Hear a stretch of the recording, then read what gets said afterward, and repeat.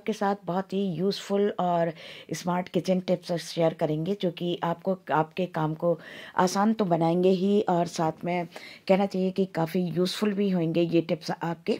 तो वीडियो को शुरू से अंत तक देखिएगा, स्किप बिल्कुल ना करिएगा, आपको इसमें बहुत कुछ देखने को मिलेगा। तो इस तरह से आज जितने भी टिप्स जो हैं तो हमारे लिए काफ़ी उपयोगी होने वाले हैं, जिससे कि हमारे किचन का काम, घर का काम जो है तो काफ़ी आसान हो जाता है करने के लिए। तो सबसे पहला जो है तो हम आपको बता दें कि जब हमारा आटा जो है तो ज़्यादा गूँथ के रख लेते हैं या कभी ज़्यादा हो जाता है, तो उस टाइम पे हम उनको फ्रिज में रख देते हैं, और जब हम उसको रोटी बनाने के लिए निकालते हैं ना तो कुछ इस तरह से बिल्कुल टाइट हो जाता है, जिसके कारण रोटी ना तो अच्छे से बिलती है और ना ही फूली फूली बनती है। तो इसके लिए एक बहुत ही आसान तरीका आपको हम बता दें कि इधर पर कैसरोल लेना है जो भी आपका है, और साथ में जो आटा जिसमें आपको रखना है तो वो ढक्कन वाला होना चाहिए, जिससे कि वो टाइट बंद हो सके। अब इसके बाद आपको कैसरोल में गर्म पानी रखना है, इस तरह से गर्म पानी कर लीजिए, और इतना पानी रखिए कि थोड़ा सा नीचे से जो टिफ़िन है तो वो डूब जाए। इसके बाद इसको आप कम से कम 5 से 8 मिनट के लिए इसको बंद कर दीजिए, और जब आप निकाल के इसको देखेंगे ना तो आटा आपका बिल्कुल सॉफ्ट हो चुका होगा।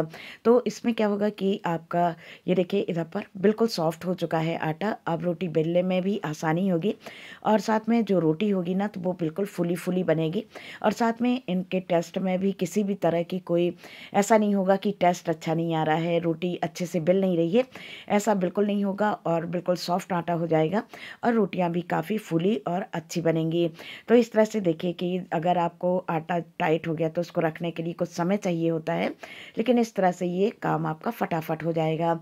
इसी तरह से जब हम एग बॉईल करते हैं और साथ में जब उनको छीलना होता है, जल्दी होती है, तो क्या होता है कि गरम गरम ये छिलते नहीं हैं, और कभी कभी छिलके आसानी से नहीं उतरते हैं। तो इसमें भी आपको टिफ़िन ही बताएंगे कि एक टिफ़िन लीजिए, उसमें ठंडा पानी डालिए और 2-3 उसमें एग डाल दीजिए इस तरह से, और इसको अच्छे से जो आपका टिफ़िन है तो इसको हिलाना है अच्छे से, इस तरह से चेक कर लीजिए जिसमें कि इसमें जो एग है तो उसके शेल पे क्रैक पड़ जाए। इस तरह से आपको इसको हिलाना है, और उसके बाद जब आप खोल के देखेंगे ना तो उस पर एग का जो शेल रहता है तो उसके ऊपर क्रैक पड़ जाएंगे। तो इस तरह से देखिए अंडे ठंडे भी हो जाएंगे, और इनको बहुत आसानी से और जल्दी ही हम छील सकते हैं। तो इस तरह से देखिए कि हमारा टाइम भी बच जाता है और फटाफट से हमारा काम हो जाता है। इसके बाद तीसरा जो है तो आपको बताइए कि जब कभी भी हम गैस पे कोई चीज़ बनाते हैं तो इस तरह से फ्लेम को फुल पे खोल देते हैं, तो इससे क्या होता है कि इससे गैस काफ़ी बर्बाद होती है। अगल बगल से देखिए फ्लेम निकलती है जो कि अपने बर्तन पे नहीं लगती है, वो बिल्कुल बेकार जाती है। इसलिए फ्लेम को सिर्फ इतना ही रखिए जितने कि आपके तले में जो आप बर्तन उस पर चढ़ाए हुए हैं तो उसके तले तक ही सिर्फ इसकी फ्लेम होना चाहिए, एक्स्ट्रा बाहर नहीं निकलना चाहिए। ये बिल्कुल बेकार जाता है, इससे कोई मतलब नहीं रहता है, ना इसमें हमारे बर्तन पे आंच लगती। तो इसलिए सिर्फ फ्लेम को उतना ही रखना है जितने कि हमारे बर्तन का फ्लेम है। तो चलिए बढ़ते हैं आगे, देखते हैं कि आगे क्या करना है। तो हमारे यहाँ बहुत सारे दवाई के रैपर वगैरह जो है इस तरह से निकलते हैं, तो इनको हम बेकार समझ के फेंक देते हैं, लेकिन ये भी बहुत काम की चीज़ होती हैं। देखिए दपा कैंची यदि आपके शॉर्प नहीं है, उस पर धार अच्छी नहीं है, तो इस तरह से आप ले लीजिए दवाई के रैपर, और इस पर कैंची को आगे मतलब आगे की नोक से पीछे के साइड से ऐसे छोटे छोटे से काफ़ी सारे कट करिए, क्योंकि ये दवाई के जो रैपर होते हैं ना तो काफ़ी शार्प होते हैं, जिसके कारण कि आपकी कैंची जो है तो वो बिल्कुल धारदार हो जाएगी, और आपको बाहर लेके बार बार जाना नहीं पड़ेगा।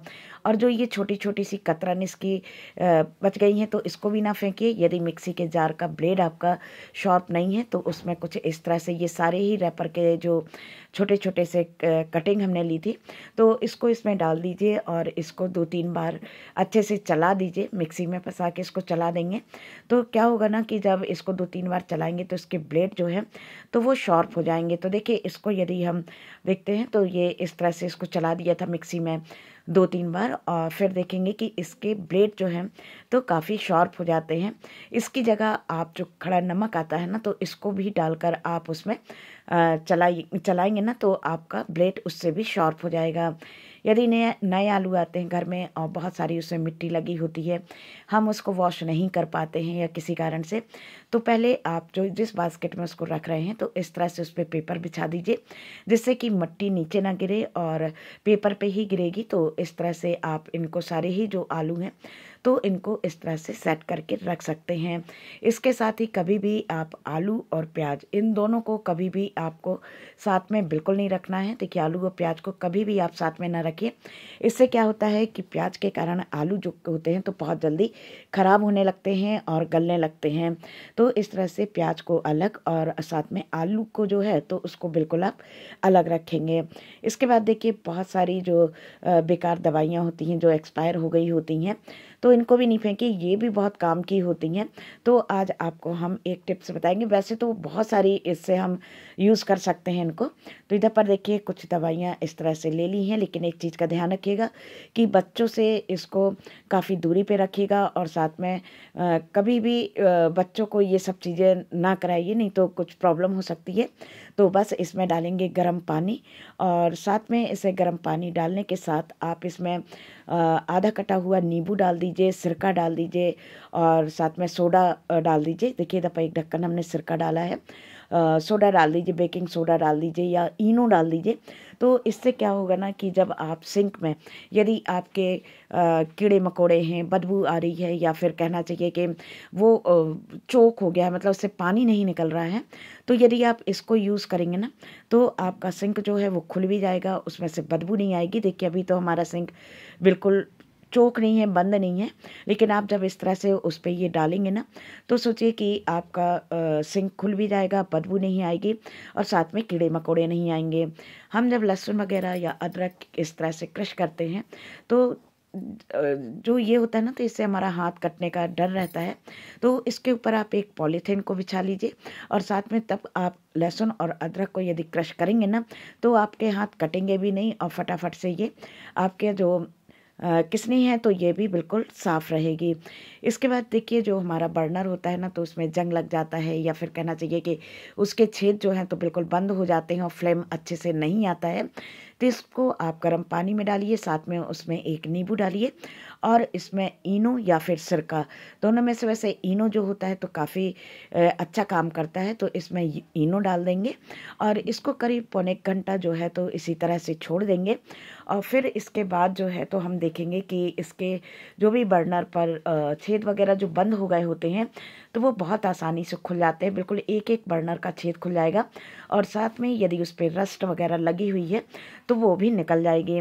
तो देखिए, यदि 1 घंटे तक हम इसको इसी तरह से गर्म पानी में डाले रखेंगे, इसके बाद आप देखेंगे कि खुद इसका पानी का जो रंग है ना तो बिल्कुल कुछ इस तरह से बदल गया है, इसकी रस्ट वगैरह काफ़ी कुछ निकल गई है। अब इसके बाद जो है ना तो इसको हम ब्रश से अच्छे से घिस देंगे। वैसे तो इसके जो छेद होल होते हैं ना तो ये वैसे ही खुल गए हैं, देखिए आपको दिखाई दे रहे होंगे, लेकिन आप इस पर यदि ब्रश को टूथ ब्रश जो होता है तो उससे यदि आप घिस देंगे ना तो इसमें जो भी छेद बंद भी होंगे ना तो वो खुल जाएंगे और जो रस्ट वगैरह और थोड़ी बहुत रह गई होगी तो वो भी बिल्कुल निकल जाएगी। तो देखिए, इधर पर ब्रश से अच्छे तरह से हम घिस देंगे और उसके बाद जो है तो इसको फ्रेश वाटर से हमको वॉश कर लेना है। आप चाहें तो इसको जो भी आपका डिशवॉशर होता है उससे भी आप इसको क्लीन कर सकते हैं ऊपर से, लेकिन ब्रश वगैरह भी चला देंगे ना तो आपका बहुत आराम से ये क्लीन हो जाएगा। तो अब आप इसको देख सकते हैं, देखिए दफ़ा फ्रेश वाटर में बिल्कुल इसको इस तरह से धो देना है। अब आप देखेंगे कि इसके जितने भी छेद हैं ये इस तरह से सारे छेद आपको देखेंगे कि खुल गए हैं और साथ में इसमें से फ्लेम जो है तो काफ़ी अच्छी आने लगती है। नहीं तो हमको सुई वगैरह का हेल्प, देखिए सारे के सारे जितने भी इसके होल हैं तो ये सारे के सारे खुल गए हैं और अब फ्लेम जो है तो बिल्कुल एक सी आएगी और हमको कोई भी प्रॉब्लम नहीं होगी। इसके बाद यदि हमको कभी खस्ता पूरियाँ बनाना है तो आप जो है तो आटे में यदि 2 कप आटा ले रहे हैं तो 2 से 3 चम्मच यदि आप उसमें बेसन मिला देंगे और साथ में आप थोड़ी सी अजवाइन और हल्का सा नमक और इस तरह से मिला देंगे। यदि मोइन चाहे तो वो भी मिला सकते हैं और इसको टाइट गूँथ के पूरियाँ बनेंगी ना तो काफ़ी खस्ता स्वादिष्ट कुरकुरी पूरियाँ जो हैं तो वो बन के तैयार होंगी। तो चलिए अब बताना आपको है, बारी आपकी है कि आज का हमारा वीडियो आपको कैसा लगा। अच्छा लगा हो तो प्लीज़ लाइक, कमेंट, शेयर और सब्सक्राइब करिएगा।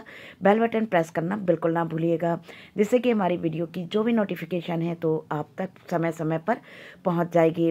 तो चलिए, अपना ध्यान रखिएगा, खुश रहिएगा, दूसरों को खुश रखिएगा। फिर मिलते हैं एक और नए इंटरेस्टिंग वीडियो में। Thank you.